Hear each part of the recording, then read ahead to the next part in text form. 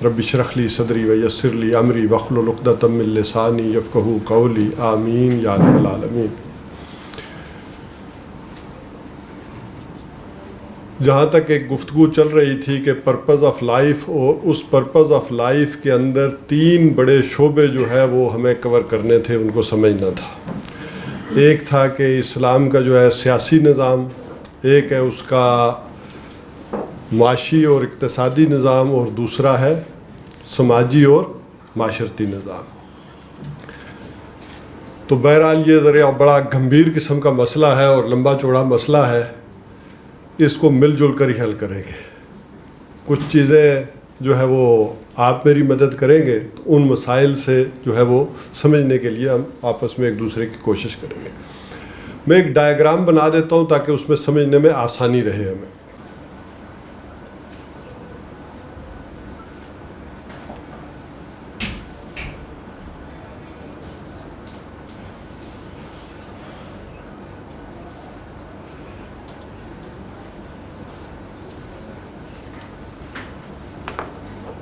یہ اصل میں اس طرح کی جو ٹرائنگولر شکل ہے، یہ میں نے کیوں بنائی ہے، اس کی وجہ سمجھ لیں کہ قرآن حکیم میں جو اوامر و نواہی آئے ہیں وہ اس ترتیب سے۔ یہاں کوئی شے فرض نہیں اور کوئی شے حرام نہیں،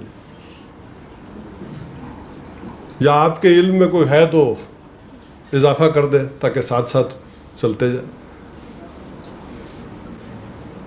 نہ کوئی شے واجب ہے اور نہ حرام ہے کہ آپ نے یہ کرنا ہے اور یہ نہیں کرنا۔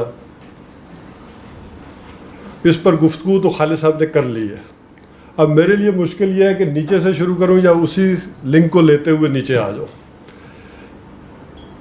جہاں تک معاشی نظام ہے اور اقتصادی نظام ہے، اس میں قرآن حکیم نے کچھ اوامر و نواہی دیے ہیں، باقی اوپر کے متعلق سارے پرنسپلز دیے ہیں، اصول دیے ہیں، حرام اور حلال والا معاملہ نہیں کیا۔ اس میں اصولوں کے ساتھ ساتھ کچھ چیزیں حرام قرار دے دی اور کچھ چیزیں فرض قرار دے دی۔ مثلا معاشی نظام میں حرام کون کون سی چیز ہے؟ سود ہے، اور جوا ہے، سٹا ہے، اور کاروبار کی کچھ شکلیں بھی ہیں۔ جی میں نے اسی لیے کہا کاروبار کی کچھ شکلیں بھی ایسی ہیں۔ تو یہ تو شریعت نے حکم دے دیے۔ اور فرض کیا چیز ہے یہاں پر؟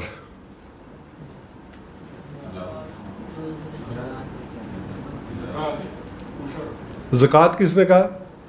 Very good. تو یہاں سب سے بڑی شے فرض کیا ہے؟ زکوٰۃ ہے، عشر ہے، وہ نظام ہے۔ تو یہاں ساتھ ساتھ اوامر و نواہی بھی آ گئے اور فرائض بھی آ گئے اور پرنسپل بھی آ گئے۔ اچھا، یہاں پر نچلی سطح پر یہ میں نے ذرا بیس اس کی براڈ کیوں کی ہے کہ جتنا قدیم انسان ہے اتنا ہی قدیم مسئلہ یہ بھی ہے، اور اس میں بڑی تفصیل اور بڑی ڈیٹیل آئی ہے۔ سورہ بقرہ ہو، سورہ نساء ہو، سورہ مائدہ ہو، سورہ طلاق ہو، سورہ تحریم ہو، سورہ مجادلہ ہو، سورہ ممتحنہ ہو، تفصیلات بڑی آئی۔ اوامر اور نواہی کی بڑی تفصیلات ہیں، اور یہ سب سے زیادہ پیچیدہ مسئلہ بھی ہے۔ لیکن موجودہ دور میں معاشی اور اقتصادی مسئلہ زیادہ پیچیدہ ہے۔ اس نے نیچے بھی جکڑا ہوا ہے اور اوپر بھی۔ ادھر IMF معاہدہ نہیں کرتی تو سیاسی معاشی نظام اوپر بھی ہلا کر رکھ رہا ہے، اور نیچے معاشرتی نظام کو اور افراد کو بھی اس نے۔ آج کل لوگوں کا بھی سب سے بڑا مسئلہ کیا ہے؟ معاشی اور مہنگائی۔ تو اس نظام نے سب سے زیادہ اثر ڈالا ہوا ہے۔ اب اس میں ذرا پرپز آف لائف کو لے آئیں۔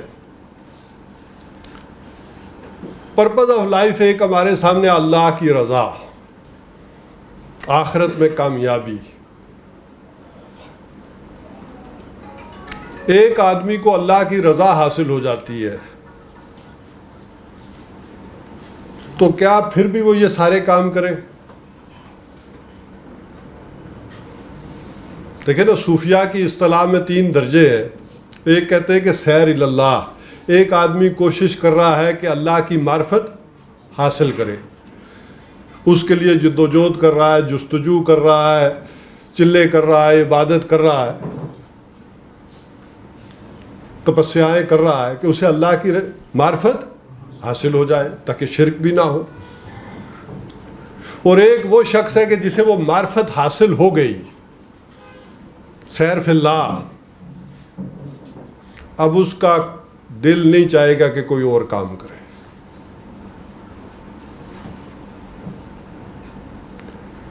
لیکن تیسرا درجہ کیا ہے؟ یہ بھی 3 چیزیں، وہ بھی 3 چیزیں آ گئی. تیسرا درجہ یہ ہے سیر اللہ عن اللہ، کہ نہیں، جاؤ لوگوں کو بھی یہ بات بتاؤ. اذهب الى فرعون انه طغى. ٹھیک ہے، تمہیں معرفت حاصل ہو گئی ہے، تمہیں رضا حاصل ہو رہی ہے، لیکن جاؤ، یہی آزمائش ہے. اچھا، ویسے بڑی دلچسپ بات ہے، جو لوگ شیطان کے ماننے والے ہیں، اس کے پجاری ہیں، اس کے لیے تپسیائیں کر رہے ہیں، چلے پوجا کر رہے ہیں، جو بھی قربانیاں دینی پڑ رہی ہیں وہ دے رہے ہیں، لیکن شیطان انہیں بھی کہ آزماتا اسی طور پر ہے کہ جاؤ ان ساری جگہوں پر میری حکمرانی قائم کرو. شیطان کا بھی ان سے یہی مطالبہ، اور اللہ تعالیٰ کا بھی یہی مطالبہ. اچھا، یہ غلط فہمی جبریل کو بھی ہو گئی تھی.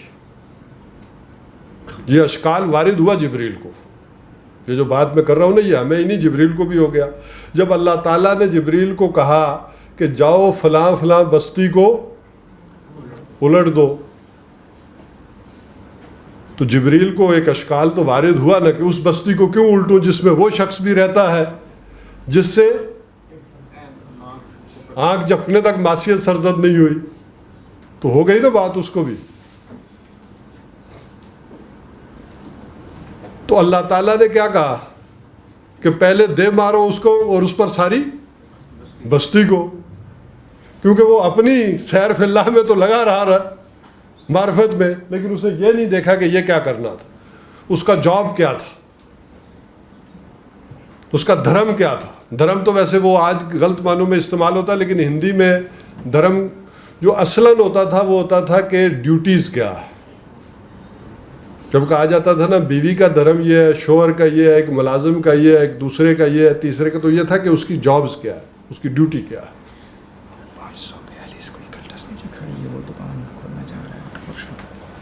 السلام علیکم، معذرت ہے کہ اعلان، نیچے کلٹس گاڑی کھڑی ہے، 542 ہے، اس طرح کا نمبر ہے، تو ورک شاپ کے بالکل سامنے کھڑی ہے، انہوں نے کوئی گاڑی نکالنی ہے تو وہ ذرا جس صاحب کی ہے پلیز ہٹا دیجیے. تو بنیادی بات جو یہ تھی کہ وہاں پر پہلے اوپر کی طرف سے ہی چلے نیچے آتے ہیں، مشکل مسئلے کو پہلے دیکھ لیتے ہیں. سیاسی نظام میں پہلے اللہ تعالیٰ اپنا نمائندہ بھیجتے رہے، اپوائنٹڈ ادھر سے ہوتا رہا.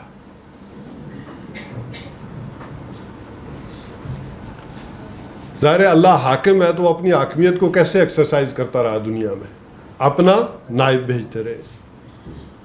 اور وہ کون ہوتے تھے؟ انبیاء علیہ الصلوۃ والسلام. حضرت داؤد علیہ السلام اپنی ذاتی حیثیت میں اللہ کی طرف سے خلیفہ ہے، اور محمد الرسول اللہ بھی اللہ کے نائب ہیں. لیکن حضور صلی اللہ علیہ وسلم پر آ کر جب نبوت ختم ہو گئی تو اللہ تعالیٰ نے وہ ساری خلافت بحیثیت مجموعی اس امت کو ٹرانسفر کر دی. اچھا، ادھر سے دوسرے پیرالل شیطان کی بات کو بھی سمجھیں گے تو آسانی ہو جائے گی بات کو سمجھنے میں. شیطان نے اس کے مقابلے میں کیا کیا؟ پہلے شیطان کی حاکمیت بھی شخصی چل رہی تھی، کسی فرعون کو آگے کر دیا، کوئی نمرود کو آگے کر دیا، کسی سیزر کو آگے کر دیا. جب حضور صلی اللہ علیہ وسلم نے یہ کیا تو شیطان نے مقابلے میں کیا کیا؟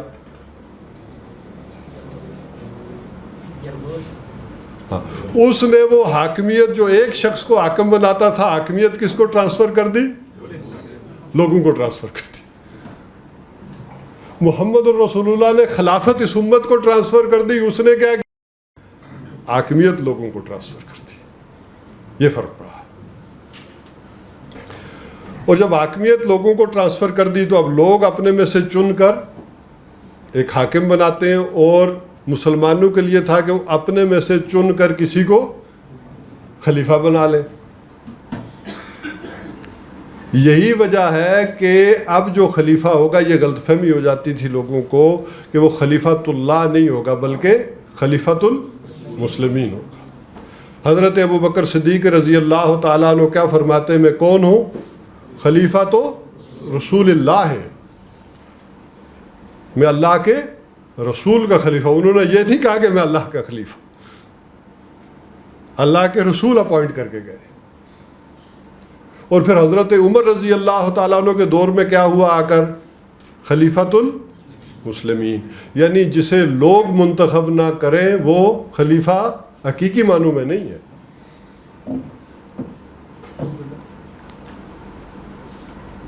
البتہ فقہائے اسلام نے کہا کہ متغلب امن و امان کی خاطر کوئی زبردستی بھی چڑھ آئے اور امن و امان خراب ہوتا ہو تو اس کو بھی برداشت کیا جا سکتا ہے، لیکن حقیقی نہیں ہوگا. بہرحال یہ تو میں نے ذرا، یہ میرا موضوع نہیں ہے، یہ میں نے ذرا کنسیپٹ اس کے ساتھ جوڑنے کے لیے کیا. اب ذرا اس بات کو سمجھیں کہ جہاں تک معاملہ ہے معاشی اور اقتصادی نظام کا، یہ بڑا موجودہ دور میں بڑا گنجلک بھی ہے اور پیچیدہ بھی ہے. اور اصلاً اگر دیکھا جائے تو میں اس کا اہل نہیں ہوں کہ اس کے پر گفتگو کروں. اس پر وہی آدمی گفتگو کر سکتا ہے صحیح انداز میں کہ جس نے یہ جدید بینکنگ، جدید اکنامکس پڑھی ہو اور اعلیٰ درجے میں پڑھی ہو، اور اس کے ساتھ ساتھ اسلامی فقہ کی باریکیوں کو بھی جانتا ہو. اور آئندہ بھی وہ لوگ جو اس میدان میں کام کرنا چاہیں وہ ابتدا ہی سے ان دونوں تعلیم کو پیرالل حاصل کریں گے، تب وہ ذہنی ساخت بن سکتی ہے دنیا میں. کہ ایک طرف علم دین حاصل کریں اور دوسری سائڈ پہ اس جدید معاشیات کا مطالعہ کریں، تو تب وہ سانچہ بنے گا جس کے ذریعے سے وہ ان موجودہ دور کے مسائل کو ایڈریس کر سکیں گے.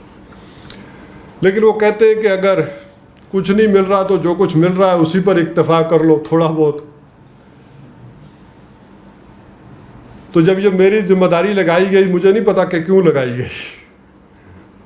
میرا امتحان شاید اسی لیے انہوں نے لینا تھا.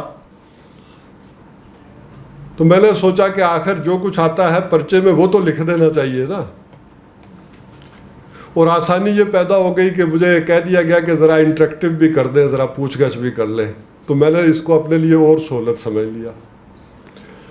تو اب دو طریقوں سے اس بات کو سمجھیں گے کہ جو مجھے سمجھ آئی ہے اس طریقے سے شاید میں آپ کو بھی سمجھانے میں کامیاب ہو سکوں. ایک ہے کہ کچھ چیزیں ہم جانتے ہوتے ہیں، موجود ہوتی ہیں. جیسے جمہوریت ہے تو ہم جانتے ہیں جمہوریت کیا ہے، تو اس کی مدد سے بندہ ذرا خلافت کو سمجھ لیتا ہے. تو ایک ہے کہ ہم موجودہ دور میں جو معاشی نظام چل رہے ہیں ان کو سمجھ کر پھر اپنے نظام کو سمجھنے کی کوشش کریں. وہ اپنی جگہ بڑا پیچیدہ مسئلہ ہے، لیکن موٹی موٹی اس کی باتیں سمجھ لیں. دنیا میں دو نظام ہیں. کون کون سے ہیں اس وقت؟ بڑے جو دو بنیادی طور پر نظام چل رہے ہیں.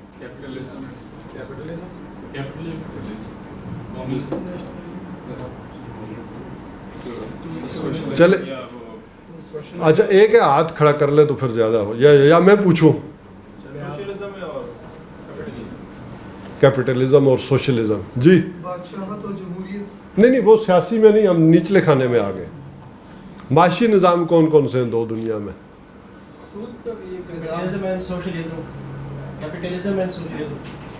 جی اور کوئی؟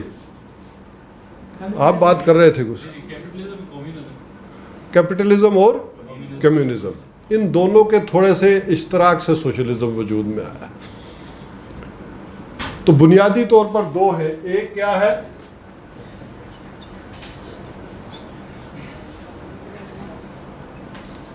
اور دوسرا کیا ہے؟ کمیونزم.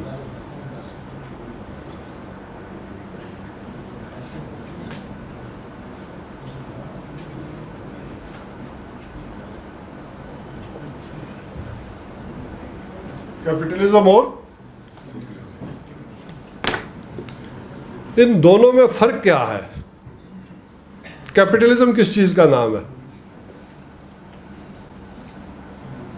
جی کیپٹلزم بیسیکلی سرمایہ دارانہ نظام ہے اور جس کے اندر سرمایہ دار کا راج ہے اور اسی کے تحت نظام چل رہا ہوتا ہے. کمیونزم میں یہ ہے کہ گورنمنٹ اون کرتی ہے ہر چیز کو اور لوگوں کو ان کی ضرورت کے مطابق دیتی ہے بس جو وہ سیٹل کرتی ہے. کمیونزم میں مارکیٹ کو گورنمنٹ کنٹرول کرتی ہے اور کیپٹلزم میں اوپن مارکیٹ کا گیا.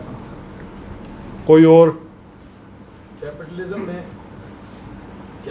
میں ذاتی پراپرٹی اور یہ سب چیزیں رائلٹی ایک انڈیویجول کے پاس بھی ہو سکتی ہے جبکہ سوشلزم میں اسٹیٹ کے پاس ہوتی ہے. بنیادی طور پر ان دو نظاموں میں فرق یہ ہے کہ ایک جو ہے وہ ایک انڈیویجول کی سپریمیسی کو مانتا ہے اور ایک اسٹیٹ کی سپریمیسی کو مانتا ہے. یعنی اس میں کیپٹلزم میں ذاتی ملکیت اور اس میں ریاست کی ملکیت.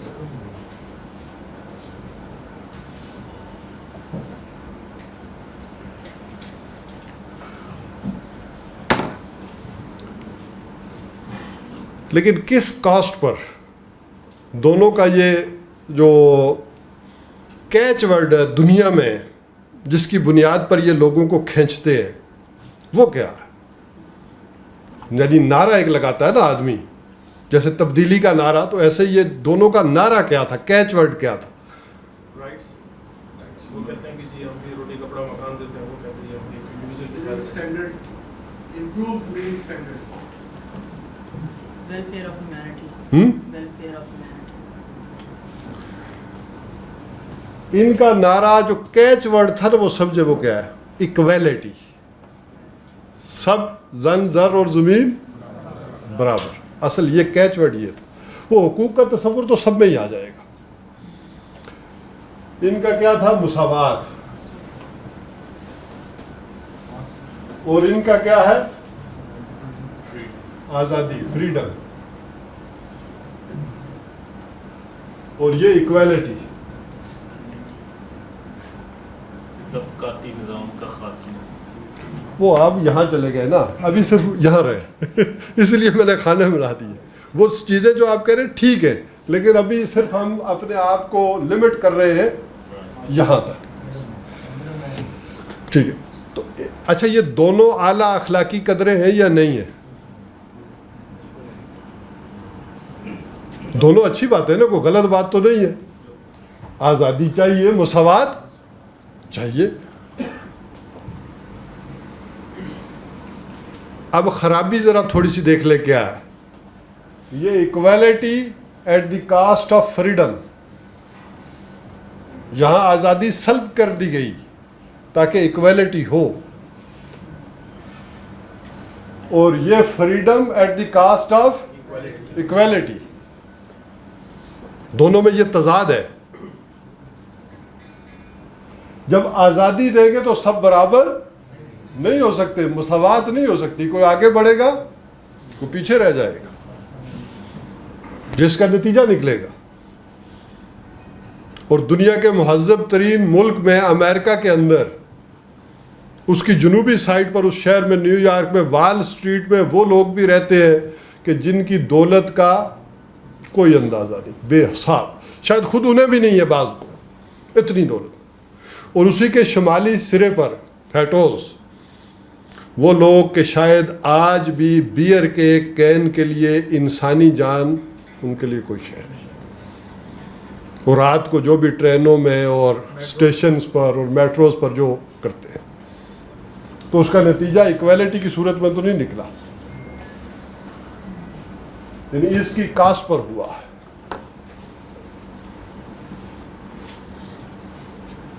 اور یہاں آزادی نہیں ہے. سب کو ایک جیسا کام کرنا پڑے گا. اچھا, اس کے کچھ نقصانات اور فائدے بھی ہیں دونوں کے.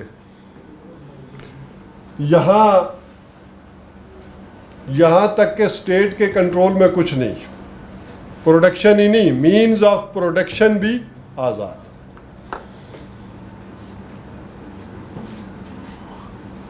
یعنی ذرائع پیداوار بھی کنٹرول میں نہیں.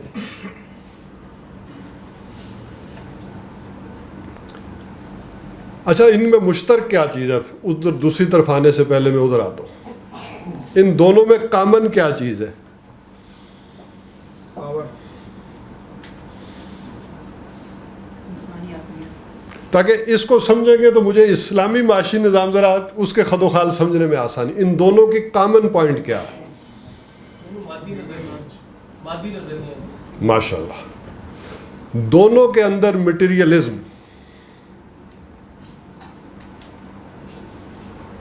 مادہ پرستی, یہ دونوں کے اندر کامن ہو جاتا ہے. اور دوسری کیا ہے؟ جمہوریت کے دونوں قائم ہیں.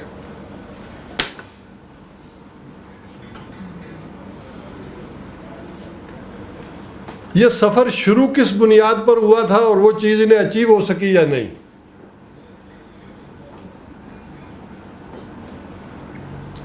یہ سفر تو اس بنیاد پر شروع ہوا تھا کہ حقوق کا جو تصور انہوں نے کہا کہ وہ آزادی, انسانی حقوق, وہ آزادی حاصل ہو اسے.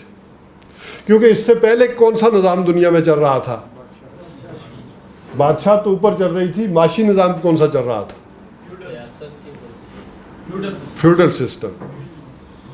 اب آپ سے میں پوچھوں گا تو بتائیں گے تاکہ باقیوں کو موقع آپ کلیئر ہو گئے. فیوڈل سسٹم چل رہا تھا, جاگیرداری نظام چل رہا تھا. جو ہمارے ہاں ذرا 10,000 5,000 منصبدار اور وہاں فیوڈل لارڈز وہاں چل رہے تھے. انہوں نے جدوجہد کر کے اس نظام سے آزادی حاصل کی, اس جاگیردارانہ نظام سے, اس فیوڈل سسٹم سے قربانیاں دے کر آزادی حاصل کی. لیکن انہیں بھی آزادی حاصل نہیں ہوئی, یہ سرمایہ داروں کے چنگل میں پھنس گئے, جاگیرداروں سے نکلے اور پارٹی کے ڈکٹیٹرشپ کے اندر, اس سے باہر کوئی بات نہیں کر سکتا, وہاں پھنس گئے. اب جو میں کہہ رہا تھا کہ کچھ فائدے اور نقصانات ہیں دونوں کے, وہ کیا ہے؟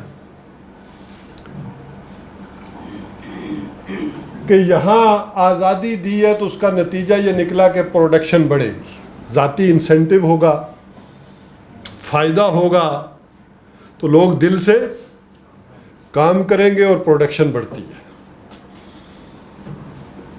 جبکہ یہاں جب سب کو ایک جیسا ملنا ہے تو میں کیوں ایکسٹرا محنت کروں؟ آپ کو سزا کر سکتے ہیں کہ اس سے کم کام کیا تو یہ سزا ہوگی زبردستی, لیکن کوئی آدمی دل سے کام نہیں کرے گا. اچھا, جس کا نتیجہ یہ نکلا کہ رقبہ اس کے پاس زیادہ ہے اور اس کے پاس کم ہے, لیکن گندم یہاں زیادہ پروڈیوس ہوتی ہے اور یہ ایکسپورٹ کرتے ہیں اور یہ امپورٹ کرتے ہیں. یہ نقصانات بھی ہوئے.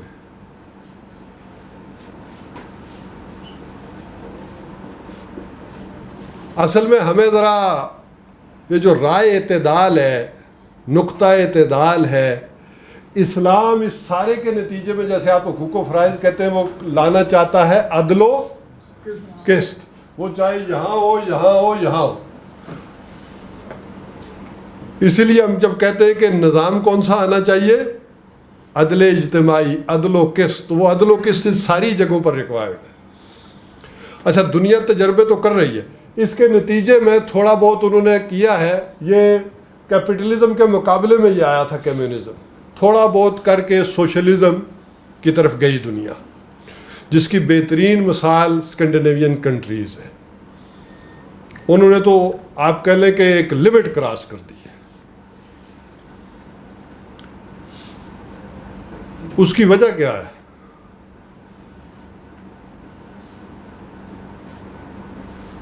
کہ ایک آدمی اگر کوئی کام بھی نہ کرے، دیکھیں کیپٹلزم میں کیا ہے، اگر صحیح کیپٹلزم چلانا ہے تو بیچ کی بات نہیں ہوگی، ہائر اینڈ فائر کا اختیار سرمایہ دار کے پاس ہوگا. بھئی آپ کام کرنا چاہتے ہیں ٹھیک ہے کریں، نہیں کرنا چاہتے نہ کریں، میری مرضی ہے میں کارخانہ چلاؤں یا نہ چلاؤں، اتنے پیسے دوں گا، مرضی ہے کرو، نہیں ہے تو نہ کرو.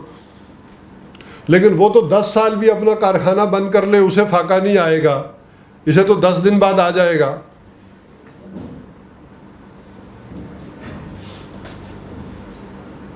لہذا کیپٹلزم کو انٹرنلی مینج کیا گیا. مینج کیسے کیا گیا کہ یہ جو لوگ ہیں، یہ جو تقسیم پیدا ہو گئی ہے، یہ بدحال، آشفتہ سر، آشفتہ مغز، یہ کہیں ہمارے کارخانوں کے لیے، ہماری کوٹھیوں کے لیے خطرہ نہ بن جائے، مار نہ دے، لہذا ان کو بھی کچھ دے. کیپٹلزم میں وہ نظام بنایا گیا، وہ ان امپلائمنٹ الاؤنس، تاکہ کوئی خطرہ نہیں ہے مجھے، میرے مطابق میری اجرت دو گے ٹھیک ہے، نہیں ہے تو مجھے ضرورت کی چیز مل جائے گی. اسی کو میں نے کہا اسکینڈینیوین میں وہ ہائر لیول پر گیا کہ کوئی مسئلہ نہیں، کام کرتے ہو نہ کرو، تمہارے بچے بھی وہیں پڑھیں گے جہاں اس کے پڑھ رہے ہیں، تمہارا علاج بھی وہاں ہوگا. لیکن یہ چل اس لیے گیا کہ وہاں دفعہ پر 1 روپیہ خرچ نہیں ہوتا. تو سارے کا سارا پیسہ کہاں لگاتے ہیں؟ وہاں دفعہ کا فوج ہے ہی نہیں، دفعہ ہے نہیں. یہی وجہ ہے کہ جرمنی آگے آیا تو انہوں نے کہا آئے ویلکم، آپ سنبھال لیں آ کے، ہم نے تو نہیں لڑنا.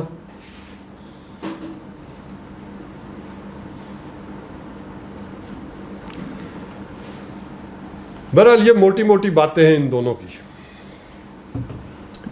اس میں اب اس روشنی میں ذرا اسلام کے نظام کو سمجھنے کی کوشش کریں، وہ بھی چونکہ اصلاً ہم طالب علم ہیں قرآن حکیم کے، کوئی ماہر معاشیات نہیں ہے، اقتصادیات نہیں ہے. قرآن حکیم نے جو بنیادی اصول دیے ان کی روشنی میں ہم دیکھتے ہیں کہ کیا ہے یہ نظام. تو قرآن حکیم کے بھی 2 نظام ہیں جو قرآن سے ہمیں سمجھ میں آتے ہیں.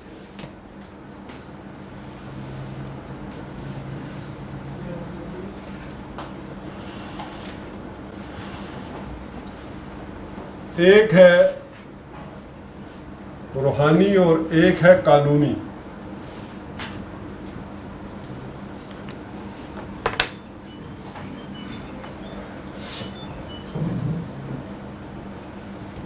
ایک یہ روحانی نظام اور ایک قانونی. قرآن حکیم اور احادیث کے مطالعے سے ہمیں یہ 2 چیزیں پتہ چلتی ہیں. روحانی نظام کے اوپر اگر آپ جائیں گے تو ملکیت کی ٹوٹل نفی، یہ ایمان حقیقی کی بنیاد پر ہے. ملکیت کی نفی، یہ تقریباً اس کے ساتھ مل جائے گی بات. ملکیت کی ٹوٹل نفی. لہو ملک السماوات والارض للہ میراث السماوات.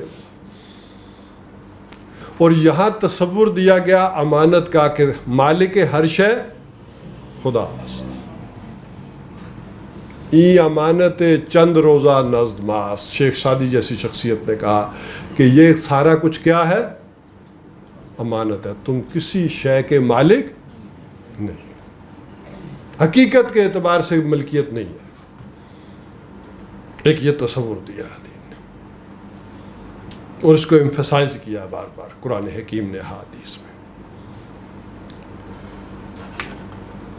اور جو کچھ تم دنیا میں محنت کرتے ہو یہ اللہ کا فضل ہے،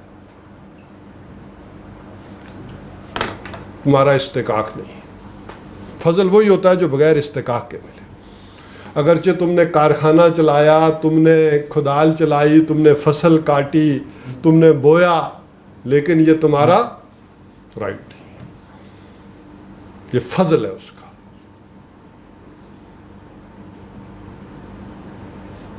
قرآن حکیم میں سوائے ایک جگہ امکان ہے، باقی کسب نیکی یا بدی کو کہا جو کچھ مل رہا ہے وہ اللہ کا فضل ہے. سورہ جمعہ کی آخری آیت ذرا سنا دیں، یعنی نہیں بلکہ دوسرے رکوع کی پہلی آیت. وَإِذَا قُضِيَتِ الصَّلَاةُ فَانتَشِرُوا فِي الْأَرْضِ. آگے زور دے ذرا. وَابْتَغُوا مِن فَضْلِ اللَّهِ. کیا کرو؟ اللہ کا فضل تلاش کرو. تو جو کچھ تمہیں دنیا میں مل رہا ہے وہ کیا ہے؟ اللہ کا فضل ہے. اس کو فضل سمجھو. یہ روحانی نظام کے اوپر میں اب یہ بات کر رہا ہوں. ابھی اس کے برعکس بات کریں گے تو آپس میں لگے گا کہ یہ دونوں نظام متضاد ہیں، آپس میں ٹکرا رہے ہیں بظاہر.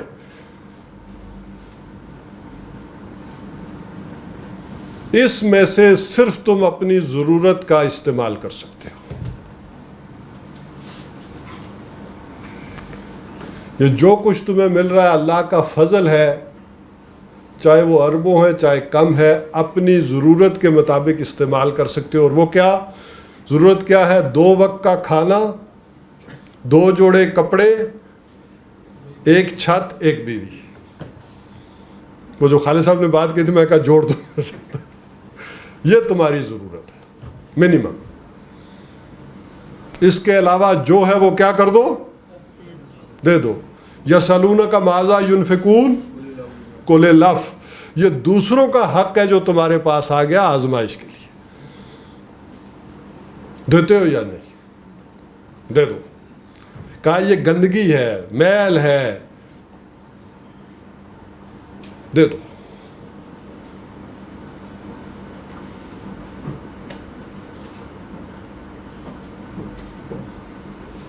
اب اس کے مقابلے میں آئے، اف کو بھی سمجھ لیں، آزمائش اور اف. اس کے مقابلے میں جو قانونی نظام ہے وہ کیا ہے؟ ملکیت ہے لیکن مجازی سمجھو، حقیقی نہیں. ملکیت ہے. جب ملکیت ہے تو وراثت بھی منتقل ہو سکتی ہے. یہاں روحانی طور پر بتایا گیا کہ للہ میراث، وہاں وراثت کے قوانین بھی دے دیے. دیکھیں ادھر دین نے سمجھایا کہ وراثت اس کی ہے، کسی کی وراثت نہیں ہے، اور ادھر وراثت کے قوانین پورے دے دیے. اچھا شاید یہ بات سمجھانے سے پہلے میں ایک نقطہ سمجھا دیتا ہوں، پھر آسانی ہوگی ورنہ الجھن پیدا ہو جائے گی. دیکھیے اسلام میں معاف کرنا بھی ہے اور بدلہ لینا بھی ہے. اگر تمہارے ساتھ کوئی زیادتی کرتا ہے تو کہا معاف کر دو، اس کے بڑے درجے ہیں.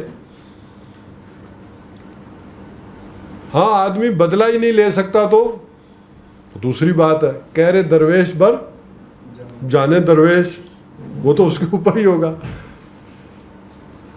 ٹھیک ہے معاف کر دیا اجر ہے، لیکن اگر تم قادر ہو بدلہ لینے پر پھر معاف کیا تو پھر روحانی ترقی ہے. وہ تو آپ بدلہ ہی نہیں لے سکتے تو معاف ہی کریں گے نا، کیا کر لیں گے. لیکن اگر بدلہ لے سکتے تھے تو معاف کر دیا، یہ روحانی طرف اور ترقی اور لذت حاصل ہوگی. اور دوسری طرف کیا کہا؟ وَلَكُمْ فِي الْقِصَاصِ حَيَاتٌ يَا أُولِي الْأَلْبَابِ. اے ہوشمندو بدلے میں زندگی ہے.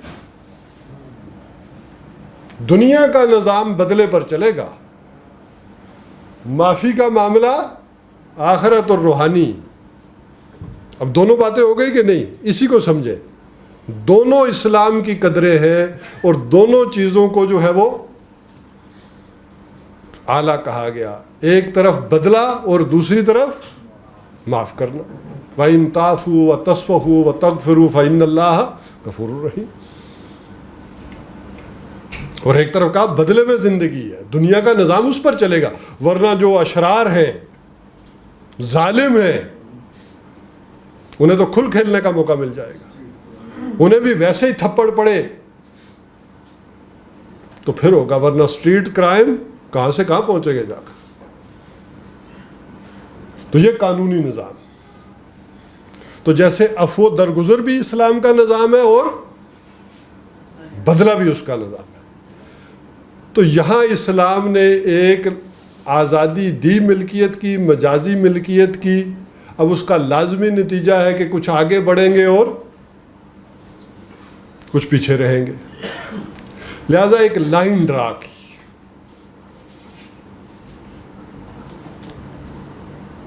ایک لائن کیا ڈرا کی کہ جس اس سے کم ہے وہ فقراء شمار ہوں گے.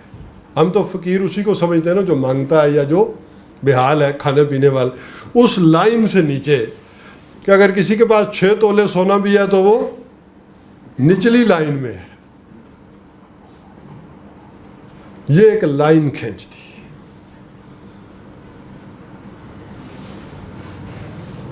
کہ ادھر سے لیا جائے اور ادھر دیا جائے. ویسے میں سمجھانے کے لیے, آپ کو ذرا چونکانے کے لیے کہہ رہا ہوں, یہ والا جو نظام ہے زکوٰۃ والا, حضور صلی اللہ علیہ وسلم نے اس پر کبھی عمل کیا؟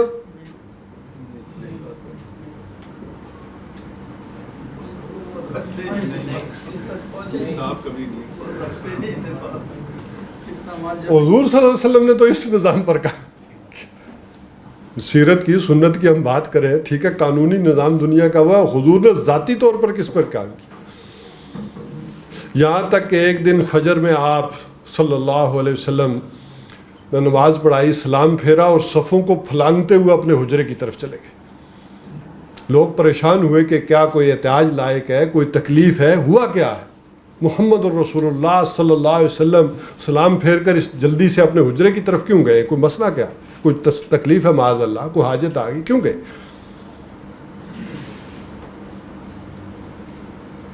تو پوچھا گیا تو حضور صلی اللہ علیہ وسلم نے فرمایا کہ رات کو میرے پاس ایک سونے کا ٹکڑا آیا تھا,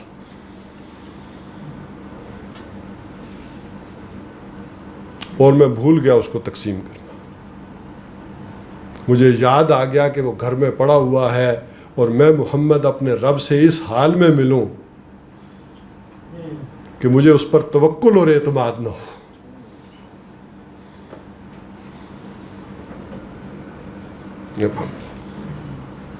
بہرحال یہ قانونی نظام موجود بھی ہو, یہ قائم اور دائم بھی ہو جائے, تو جب تک کچھ شخصیات اس پر عمل پیرا نہیں ہوں گی اس کے فوائد اور برکات نہیں نکلیں گے. کچھ ایگزامپلس, کچھ قدریں وہ لوگ سیٹ کریں گے, اس کے اوپر جو ہے وہ معاملہ سامنے آئے گا کہ یہ ہمارے سامنے اقدار ہیں جو رہنی چاہیے.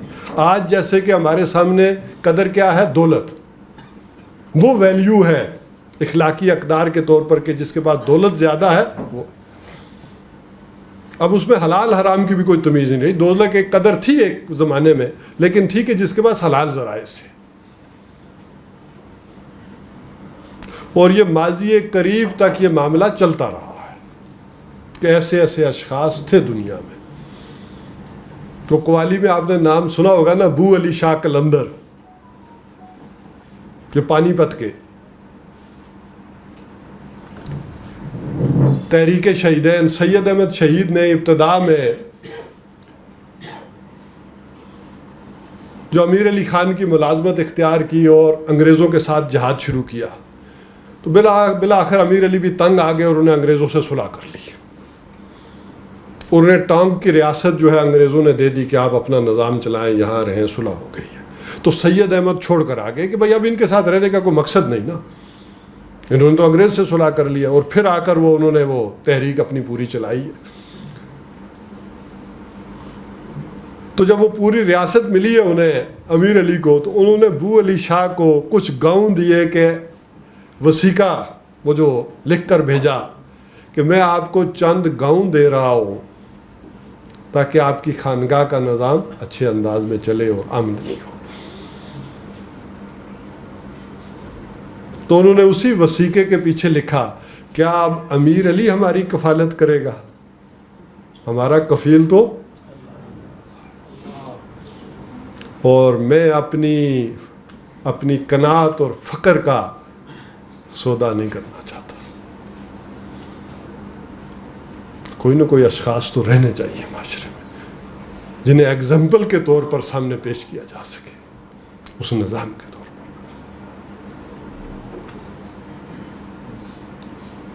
بہرحال یہ جو کیپٹلزم تھا میں نے کہا یہ انٹرنلی مینیجڈ ہے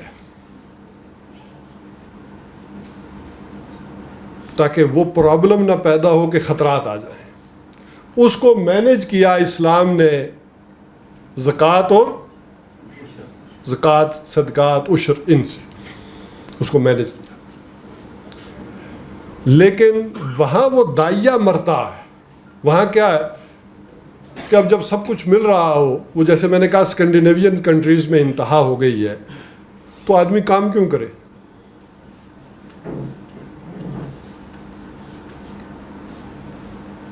یہاں پر اس کو مینیج کیا, لیکن دوسری طرف اس کو زندہ رکھنے کے لیے کیا کیا کہ سوال کی مذمت, محنت کرو, مشقت کرو, سوال دراز نہ کرو. دوسری طرف ٹھیک ہے کہا کہ کوئی سوال کرتا ہے تو دو بھی, اور ایک طرف کہا کہ یہ اچھی بات نہیں ہے تاکہ وہ جذبہ برقرار رہے. یہ اوصاف الناس ہے, یہ لوگوں کا میل کچیل ہے, یہ مت لو, فاقہ کر لو لیکن مت لو.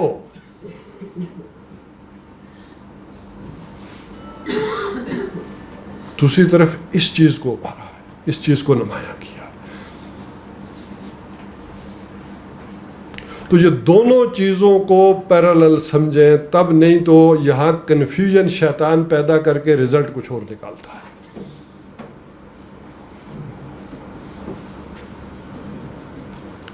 اب جہاں تک مغربی نظام یہ نہیں پہنچا, میں اس کی طرف آپ کی توجہ دلانا چاہ رہا ہوں. یہاں تک تو میں نے کہا کہ وہ بھی پہنچ گیا, ہم بھی پہنچ گئے سمجھنے کے اعتبار سے. اسلامی نظام معیشت جو ہے یہ کنٹرول بھی ہے اور مینیج بھی ہے. ایک مینجمنٹ انہوں نے کی, ایک ہمارے نظام نے کی. کنٹرولڈ اس تک ابھی وہ نہیں پہنچے, ٹھوکریں کھا رہے ہیں. اس کو کنٹرول کیا ہے کچھ چیزوں کی قدغنیں لگا کر کہ یہ سود کیا ہے, حرام. جہاں ذاتی بندگی کے اعتبار سے سب سے بڑا شرک قرار دیا کس کو, اللہ کے ساتھ شرک کو, سب سے بڑا ظلم شرک. ادھر سب سے بڑا حرام سود.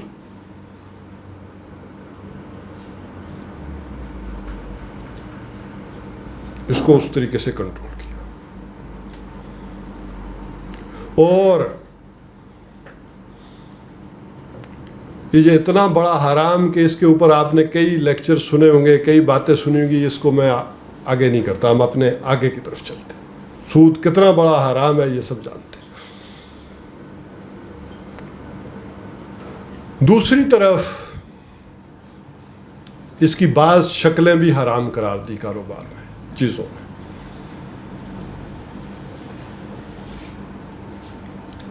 عام طور پر آج کل دنیا میں ہے نا کہ سرپلس ویلیو, سرپلس بچت بینکوں میں جمع کرو. اس کے مقابلے میں ہمارے دین نے کہا کہ جو سرپلس ہے کیا کرو, دو لوگوں کو. اچھا دل نہیں مانتا تو چلو قرض دے دو, قرضے حسنہ دے دو. جو سرپلس ہے وہ قرض. اچھا اس پر بھی دل کوئی اطمینان نہیں پکڑتا, کھٹکھٹا لگا رہتا ہے, پیسے ہیں.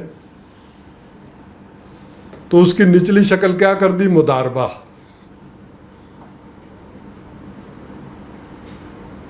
مداربہ بھی اصل اپنی روحانی اعتبار سے یہ بھی سود ہے.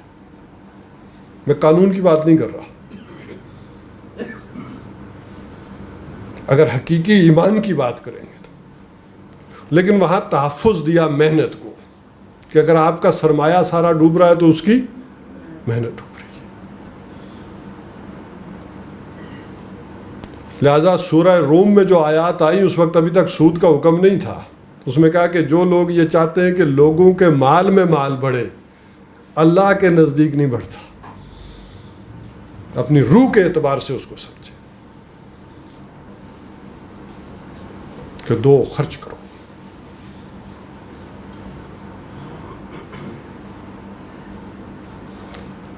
اپنے پاس جمع رکھنا یہ گویا کہ اللہ پر اعتماد کے نفی ہو گیا. یہ بات اس روحانی درجے میں ہے. البتہ اس کی جو قانونی شکلیں میں نے کہا جیسے جائز رکھی کہ ہاں قرض دے دو کسی کو، کاروبار کے لیے دے دو، کی شکلیں رہی. اسی میں آگے چلے جائیں تو مزارعت اور ذمہ داری، زمینداری جو ہے اس میں مزارعت یہ بھی اپنی اصل کے اعتبار سے مزارعت حرام. ہماری زمین ہے خود کاشت کرو، اصل شے یہ. دیکھیں وہاں سرمایہ کا تو نقصان ہوا، آپ نے کسی کو پیسے دیے مداربے پہ، چلو ڈوب گیا آپ کا سرمایہ تو ڈوب گیا نا، اس کی محنت گئی. یہاں کیا مسئلہ ہوگا؟ آپ کی زمین تو ویسی رہی، آپ نے کھیت کسی کو دیا، جاؤ بو کاٹو مجھے بھی دے دینا، فصل ساری نقصان ہو گئی تو آپ کا کیا نقصان ہوا؟ زمین ویسی کی ویسی پڑی. اس کی روح کو اور اسپرٹ کو دیکھیں گے تو یہ حرام. ہاں بعد میں صاحبین نے کچھ شرائط لگائی ہیں، بیج ہو، یہ ہو، ہل ہو، ٹریکٹر کے پیسے ہوں، پانی کے ہوں، وہ دوسری بات ہے. اسی طرح فارورڈ ٹریڈنگ،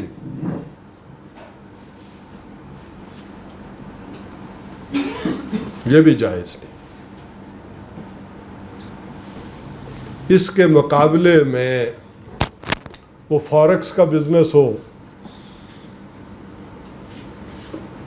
تو بڑھتا چلا جا رہا ہے وہی اکاؤنٹ کے اندر. یہی وجہ ہے کہ ایچ جی ویلز نے جو ہسٹری لکھی ہے، یہ چونکہ کرنسی آئی تھی رومن امپائرز کے دور میں، اس نے کہا کہ انسان نے جب کرنسی ایجاد کی تو اسے نہیں پتا تھا کہ کتنی بڑی مصیبت کو اس نے دعوت دے دی، کن مسائل کو اس نے جنم دے دیا آغاز میں کرنسی کی ایجاد میں. اس سے پہلے کیا تھا؟ Barter system. آپ کوئی کپڑا بن رہے ہیں، میں گندم اگا رہا ہوں، 2 بوریاں گندم لے لو، مجھے 2 جوڑے کپڑے دے دو.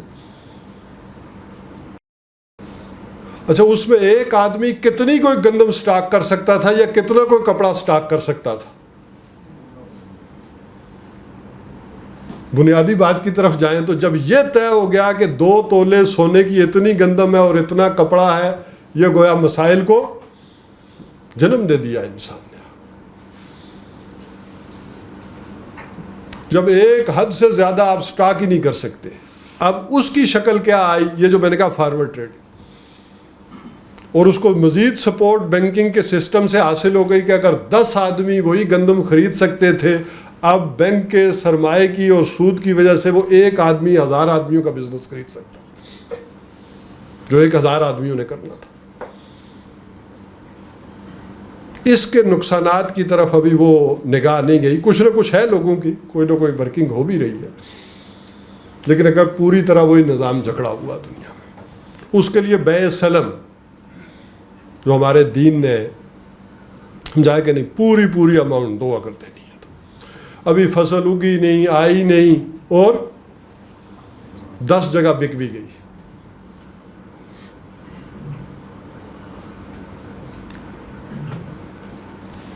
تو یہ وہ نظام ہے جو اصل اپنی روح کے اعتبار سے اسلام اقتصادی اور معاشی نظام ہمارے سامنے رکھتا ہے، اپنی اسپرٹ کے اعتبار سے. ہمارے پاس ٹائم کتنا رہ گیا؟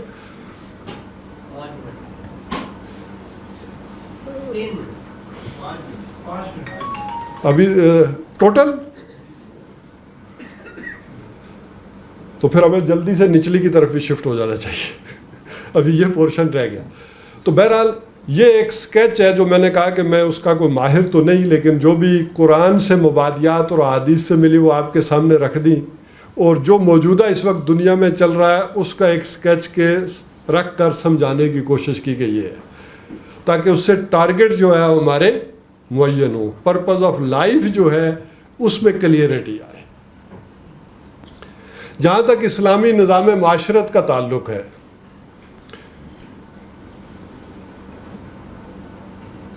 توحید تو سب کے اوپر ہے ہی ہے۔ اس میں پہلا مسئلہ ہے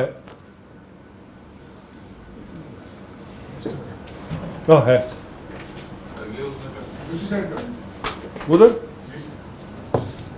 مجھے بڑا دور جانا پڑے گا۔ بہرحال اس کو میں کور کرتا ہوں۔ پہلا مسئلہ ہے مساوات کا، جو میں نے آیت پڑھی تھی پہلی سورہ حجرات کی، کیا تھی؟ یا ایھا الناس انا خلقناکم من ذکر و انثی، ذکر و انثی وجعلنا شعوبا وقبائل لتعارفوا ان اکرمکم عند اللہ اتقاکم، کہ پیدائشی طور پر کوئی اونچا نہیں کوئی نیچا نہیں، شرف انسانیت میں سب انسان برابر۔ یہ پیدائشی طور پر کون اونچا نیچا کرتا ہے دنیا میں؟ نہیں، اس وقت دنیا میں پریکٹیکل شیپ کیا ہے؟ ذرا ملک کی باؤنڈری سے باہر نکل کے تھوڑا سا دیکھیں۔ نہیں یہاں آ جائیں، اب پیسے شیسے کو بھول جائیں، اب معاشرتی نظام میں آ گئے۔ یار ہندوؤں کی طرف جاؤ نا، ہاں ذات۔ ہندوؤں کا کیا خیال ہے کہ کچھ لوگ جو ہے بھگوان کے سر سے اور کچھ پاؤں سے، لہذا وہ پیدائشی طور پر کچھ نیچے ہیں کچھ اونچے ہیں، ٹھیک ہے؟ اور کسی کالے کو گورے پر اور عربی کو اجمی پر اور اجمی کو عربی پر۔ خطبہ حجت الوداع، حضور صلی اللہ علیہ وسلم نے فرمایا کہ کسی عربی کو اجمی پر اور اجمی کو عربی پر۔ اچھا، کسی کالے کو گورے پر اور گورے کو کالے پر نہیں۔ اچھا، یہ بات تو گورے کو کالے پر نہیں ہے، یہ کالے کو گورے پر ہے کہیں دنیا میں؟ آپ سوچ سکتے ہیں کہ کوئی یہ بھی فضیلت کی بات ہو کہ میں کالا ہوں؟ دنیا میں پوری تحریک برپا ہوئی ہے اس پر۔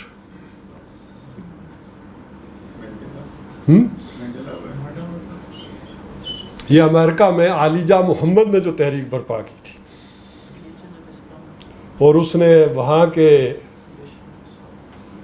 افریکنز کو جو جذبہ دیا تھا، اور وہ شدید نفرت کرتے ہیں گوروں سے۔ وہ کہتے ہیں کہ یہ مکمل انسان ہی نہیں ہے گورا، اصل انسان ہم ہیں۔ وہ جو یہودیوں کا تصور تھا نا، وہ عالیجہ محمد نے اپنی قوم میں جذبہ ایسا دیا، وہ آج تک یہ سمجھتے ہیں کہ اصل انسان، کامل انسان ہم ہیں، گورے نامکمل انسان۔ اس پر برتری محمد رسول اللہ صلی اللہ علیہ وسلم کی اس بات کی عظمت عیاں ہوتی ہے کہ آدمی سوچ بھی نہیں سکتا تھا کہ دنیا میں کبھی یہ بھی ہوگا کہ کالے کو گورے پر کوئی برتری حاصل نہیں۔ اس وقت حضور صلی اللہ علیہ وسلم نے اس کی بھی وضاحت کر دی، کالے کو بھی گورے پر نہیں، ورنہ وہ کہہ سکتے تھے کہ نہیں، گورے کو تو کالے پر نہیں ہے، کالے کو تو گورے پر ہو سکتی ہے، اس کی بھی نفی فرما دی محمد رسول اللہ۔ تو ایسا ہے دنیا میں، ایسے ہی نہیں قومیں زندہ ہوتی۔ تو پیدائشی طور پر کوئی اونچا نہیں کوئی نیچا نہیں، اور نمبر 2، پیشے کے اعتبار سے بھی کوئی اونچا نہیں کوئی نیچا نہیں۔ یہ ایکسپلائٹیشن ہے کہ جو شروع سے لے کر آج تک جاری ہے، رنگ و نسل کی بنیاد پر بھی اور پیشے کے اعتبار سے۔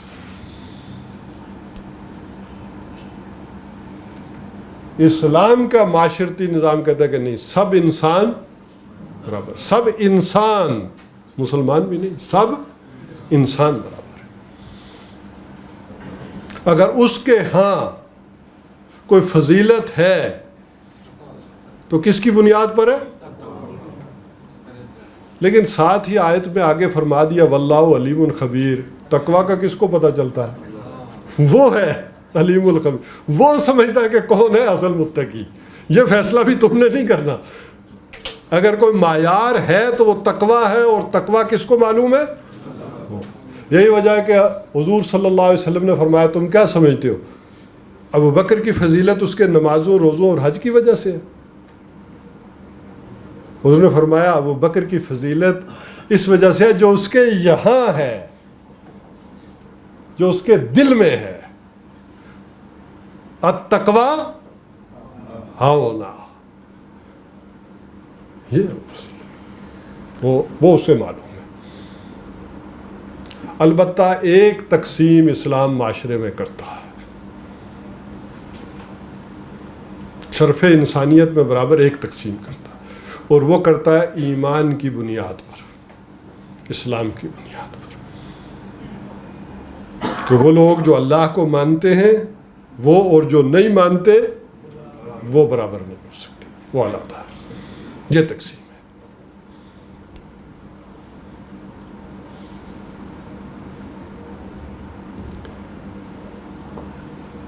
آگے چلیں تو اسلامی معاشرتی نظام میں دوسرا بڑا مسئلہ آ جاتا ہے رشتہ ازدواج کا. میاں بیوی کے درمیان مساوات, یہ دنیا کا کیچ ورڈ ہے, نعرہ ہے.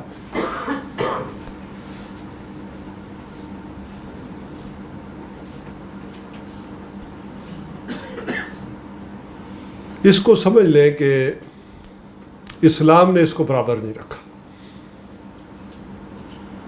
اور یہ محض انتظامی لحاظ سے برابر نہیں رکھا کہ ایک کم از کم آدمی جو سوچنے سمجھنے والا ہے وہ اچھی طرح سے سمجھتا ہے کہ ایک ادارے کے دو سربراہ نہیں ہو سکتے. جب یہ خاندان کا ادارہ وجود میں آیا ہے تو اس خاندان کا سربراہ ایک ہوگا, وہ یا مرد ہو یا عورت ہو, سربراہ ایک ہونا چاہیے اصولی طور پر. اسلام نے اس کی سربراہی کس کو دی؟ مرد کو دی. لیکن یہ مسئلہ ایسا تھا کہ جو شروع دن سے آج تک کوئی صحیح طریقے سے اندر اترا نہیں خواتین کے. اچھا, جو اس کا شرف انسانیت ہے, ذرا حقیقت سمجھے نا, اس کا جو شرف انسانیت ہے اسے ابھارتا انسان تو وہ بھی ہے نا. میں کیوں اس کے تابع رہوں, میں بھی تو انسان ہوں. اور ہم سمجھتے ہیں کہ عربوں کے ہاں شاید کوئی ایسی بات نہیں تھی. ذرا سمجھے, حضرت خدیجۃ الکبریٰ رضی اللہ تعالی عنہا کاروبار کر رہی تھی کہ نہیں؟ انہوں نے مرد بھی ملازم رکھے ہوئے تھے کہ نہیں؟ اور حضور صلی اللہ علیہ وسلم نے بھی انہی سے معاملہ کر کے تجارت کی کہ نہیں؟ اور قریش کے کون کون سے بڑے چودھری اور رؤسا خواہش مند نہیں تھے کہ ان سے نکاح کریں؟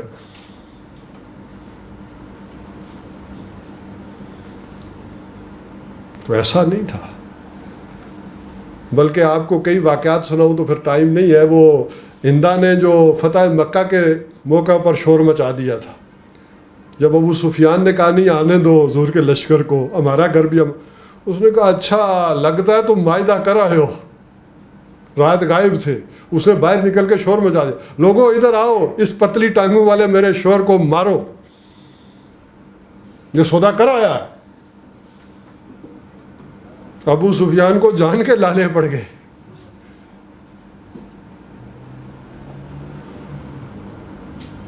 تو ایسا نہیں تھا کہ وہاں عورت بالکل کچلی ہوئی تھی اور وائی ہوئی تھی. ابو سفیان جیسے کہ بیوی بھی سخت انداز میں پیش آئی ہے. بہرحال البتہ اللہ تعالیٰ نے انتظامی لحاظ سے اس کو کیا, اور یہ معاملہ بڑی تدریجاً جو ہے وہ اس کو قابل قبول کروایا ہے. جیسے شراب کے حکم کو تدریجاً لایا ہے نا, پہلے کہا کہ کیا ہے اسم و ما اکبر من نفع ما. پھر کیا کہا؟ جو لوگ نماز کی اہمیت کو جان گئے وہ سمجھ لیں کہ اب اس کے قریب نہ جائیں. ولا تقربوا الصلاۃ وانتم سکارا. پھر جا کر کہیں حکم دیا. تو یہاں بھی تدریجاً عورتوں کے لیے بھی حصہ ہے, مرد کے لیے بھی حصہ ہے. ساتھ ہی کہا کہ جو تم میں سے کسی کو اللہ فضیلت دے تو اس کی تمنا نہ کیا کرو. بعض کو بعض پر جو اللہ نے فضیلت دی اس کی وہ بے شمار اس کے آپ کہہ لیں مفہوم اور تشریح فضیلت کے اعتبار سے ہو سکتی ہے. لیکن اس کو ذرا حدیث کی روشنی میں دیکھیں تو کیا ہے کہ جو عورت یہ تمنا کرے کہ مرد جیسی بنے کوشش کرے اس پر اللہ نے, اور جو مرد کرے وہ بھی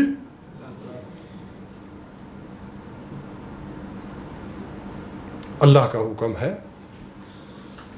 پھر کہیں جا کر سمجھایا کہ مرد حاکم ہیں لیکن اخلاقی طور پر پھر بھی ان کی برتری رکھی. ماں کا 3 درجے حق زیادہ رکھا. اچھا وراثت میں بیٹی کو آدھا دیا, بیٹے کو پورا دیا, کیوں؟ اب ذرا آپ بتائیں. کمائی عورت لڑکے پہ کام تو وہ دوسرا حق اس سے دوسرے سے مل جاتا ہے, باپ سے مل جاتا ہے کیونکہ قوام بنایا ہوا ہے تو اس پہ ذمہ داری معاشی طور پہ بھی ڈالی ہوئی اولاد کے ذریعے اس کو. اور کوئی دیکھیں, مرد کے اوپر کفالت کی ذمہ داری ہے, عورت کے اوپر نہیں ہے. عورت کو اللہ تعالیٰ نے کفالت کی ذمہ داری نہیں دی. اسی طرح اس کی جسمانی ساخت اور نفسانی جو ہے نفسیاتی ساخت میں بھی فرق کیا ہے. جسمانی ساخت میں تو ہے ہی, آپ سمجھتے ہیں. نفسیاتی ساخت میں بھی فرق ہے کہ عورت کے اندر وہ پیچھے ہٹنا ہے, مرد کے اندر اقدام ہے. باقی چیزیں بھی ہیں وہ اس سے انہی چیزوں کو سپورٹ کریں گی. اور ساخت میں یہ بھی رکھا کہ اس کے اوپر محنت و مشقت کی اتنی ذمہ داری نہیں ڈالی.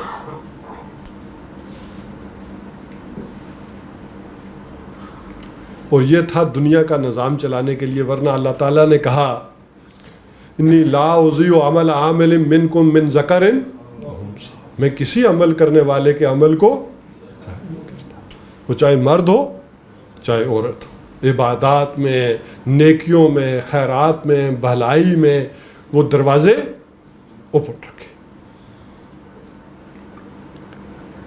اچھا شاید وقت نہیں بچے گا, وہاں میں نے وہ کیچ ورڈ بتائے تھے, یہاں کیا مسئلہ ہے ذرا دوسری طرف شیطان کو ایڈریس کرنا ذرا میں بھول گیا تھا, ذرا اس کو بھی ایڈریس کر لیں. وہ یہاں کیا چاہتا ہے؟ لبرلزم, آزادی. اور 2 ایشو اس وقت ہیں کہ وہ جو دنیا میں چاہ رہا ہے, 2 چیزیں وہ چاہ رہا ہے کہ اس معاشی نظام کو تباہ کرنے کے لیے جو بھی کر چکا, وہ 2 چیزیں ایسی ہیں کہ وہ چاہ رہا ہے کہ یہ دنیا میں اب آئیں, پورے طریقے سے آئیں.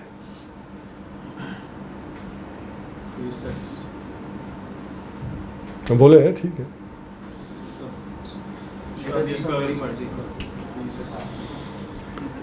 ایک پروسٹیٹیوشن, عصمت فروشی, اس کو برا نہ سمجھا جائے.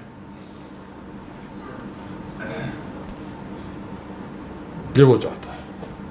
لہذا دنیا میں اب عصمت فروشی کے لیے الفاظ کون سے استعمال ہو رہے ہیں؟ Sex worker. کہ اب انہیں یہ نہ برا نہ سمجھا, بلکہ انہیں کیا کہا جائے, ایک آدمی کو اللہ نے جسمانی طاقت دی تھی, اس نے مزدوری کی, ہل چلایا, اسے اللہ نے کوئی اور طاقت دی تھی, اس نے وہ استعمال کی. سیکس ورکر کہنا ہے. اور دوسرے اسی کے ساتھ ملتی جلتی چیز ہے, ہم جنس پرستی. اس کو برا نہ سمجھا جائے. اور جب تک یہ والا نظام ہے اوپر نیچے والا, یہ قانون, اس کی تباہی ہوگی تو وہ آگے آئے گا.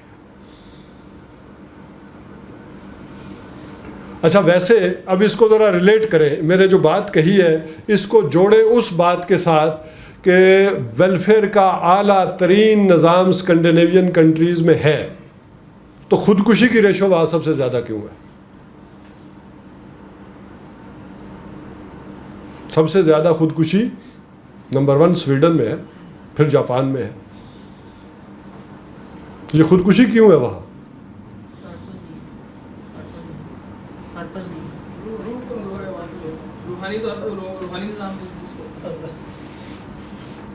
ہر لذت کی انتہا بیزاری ہے, بس وہ بیزار ہو چکے ہیں.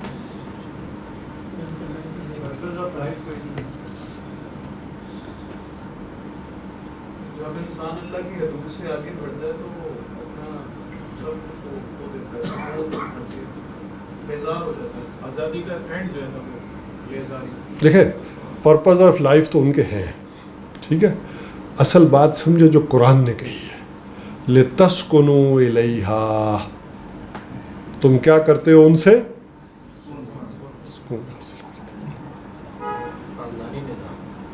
جب وہاں خاندانی نظام اور یہ والی ساری چیز ڈسٹرب ہو گئی تو سکون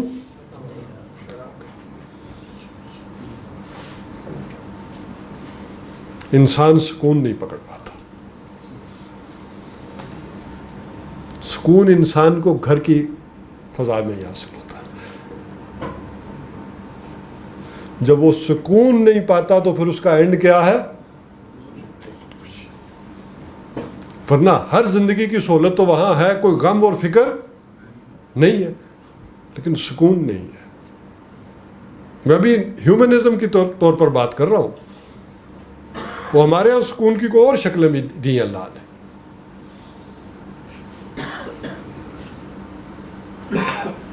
بہرحال اس خاندانی نظام,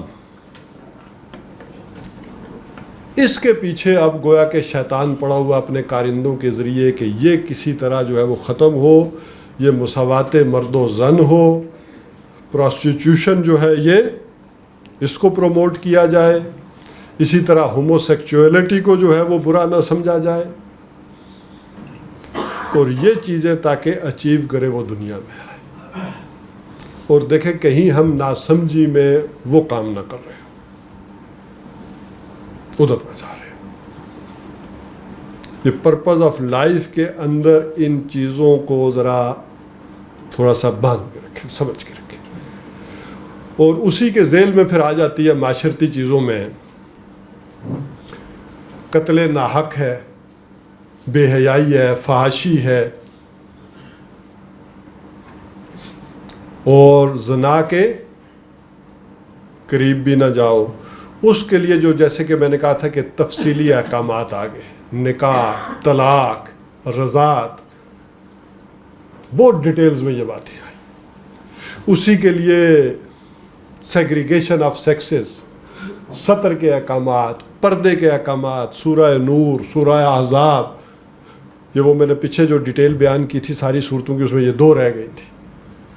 یہ سارے کے سارے اقدامات اسی لیے آئے کہ وہ گھر کی فضا میں کے اندر سکون رہے. وہ والدین, ان کا ادب, ان کا احترام, یہ بھی اسی نظام کا حصہ ہے. والدین کے حقوق, اولاد کا سب سے بڑا حق کیا ہے جو قرآن بیان کرتا ہے, جو قرآن نے بیان کیا؟ اولاد کا سب سے بڑا, والدین کے حقوق تو تقریباً آپ سب نے سنے ہوں گے. اف ولا تنہرہما,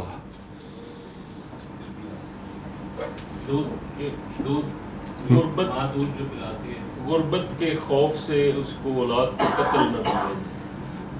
اچھا نام رکھنا چاہیے اور تربیت کے حوالے سے. ادھر کچھ نوجوان کہہ رہے ہیں شادی بھی نہیں کیا. دیکھیں وہ ہم ذرا سکپ کر کے ادھر بھی آ جاتے ہیں. دیکھیے اسی میں لے آتا ہوں میں, چلیں دونوں چیزوں کو لے آتا ہوں. اولاد کا سب سے بڑا حق یہ ہے کہ اسے قتل نہ کیا جائے.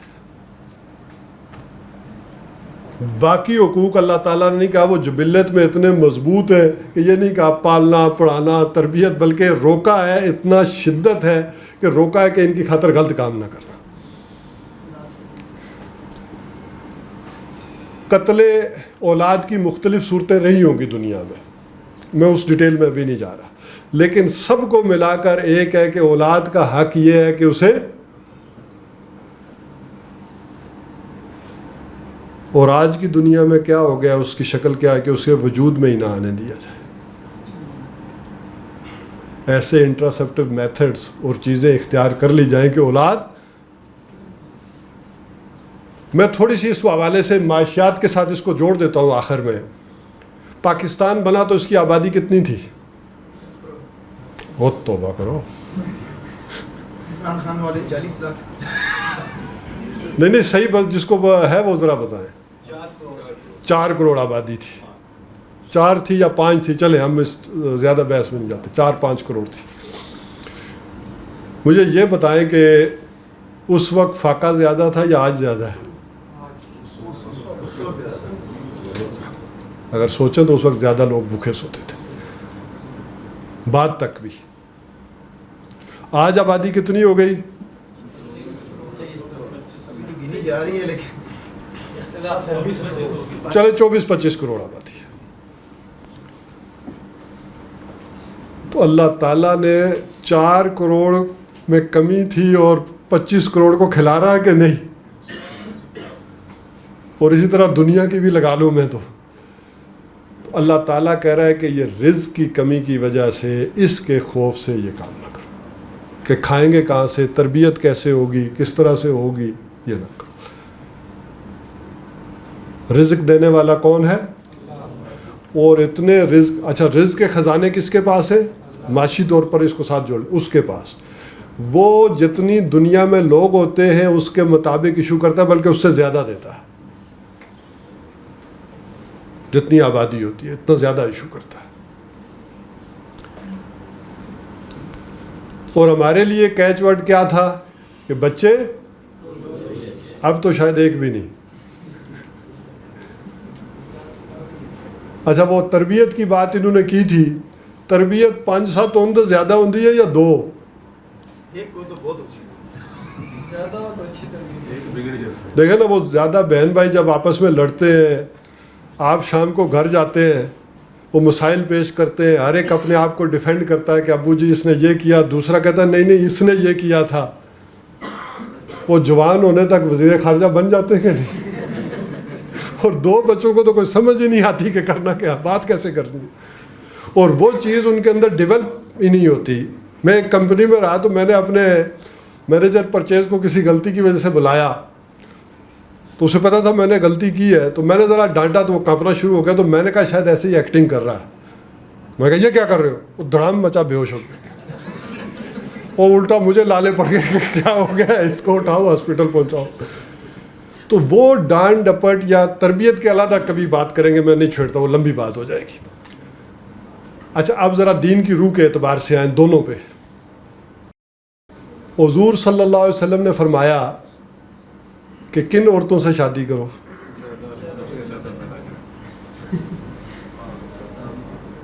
جن کے اولاد زیادہ ہوتی ہو. اور میں آخرت میں کیا کروں گا؟ تمہاری کثرت پر. تو ہم حضور صلی اللہ علیہ وسلم کی بات پر پھر کتنا عمل پیرا ہے، یہ ذرا اندر سے سوچنا ہوگا نا، ایمان کے تقاضے کیا ہے.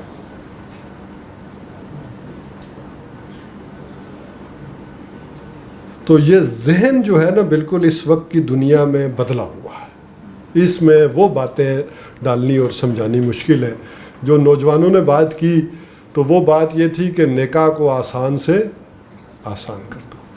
جس معاشرے میں نکاح آسان ہو وہاں پھر زنا آسان ہوتا ہے. 1000 روپیہ جیب میں ہو تو وہ تو نکاح تو نہیں ہو سکتا، لیکن دوسرا کام ہو سکتا. تو معاشرے کی جو سمت ہے، جو چیزیں ہیں اسلامی معاشرت کی، اس کو درست کرنا ہوگا. اور اس کے لیے جن لوگوں کو سمجھ آ جائے، اپنے پرپز آف لائف میں وہ طے کر لیں، وہ تہیہ کر لیں کہ انہوں نے اس کو اس انداز میں لے کر چلنا ہے جو اسلام کی اسپرٹ اور حقیقی ایمان کے تقاضے ہیں. اور وہ پھر لوگوں کے لیے لیڈنگ رول بنے، وہ ایگزامپلز معاشرے میں سیٹ کریں. جب تک کچھ لوگ معاشرے کے اندر وہ ایگزامپل سیٹ نہیں کرتے، اس کے قانونی نظام اور اسلام کے نظام آنے کے بعد بھی وہ برکات اس انداز میں پھر ظاہر نہیں ہوگی، جب تک کہ ایسے لوگ جو پیس میکر نہ بنے۔ میں اسی بات کے اوپر اکتفا کرتا ہوں اور آپ سے معذرت بھی چاہتا ہوں کہ میں کوئی کمپیٹنٹ آدمی نہیں تھا اس گفتگو کے لیے، ٹھیک ہے، لیکن جو مجھے سمجھ آئی پرپز آف لائف میں تو وہ میں نے آپ کے سامنے ٹوٹے پھوٹے الفاظ میں جو ہے وہ آپ کے سامنے رکھ دی۔ اللہ تعالیٰ سے دعا ہے کہ اللہ تعالیٰ آپ کی اور میری اس کوشش کو قبول فرمائے۔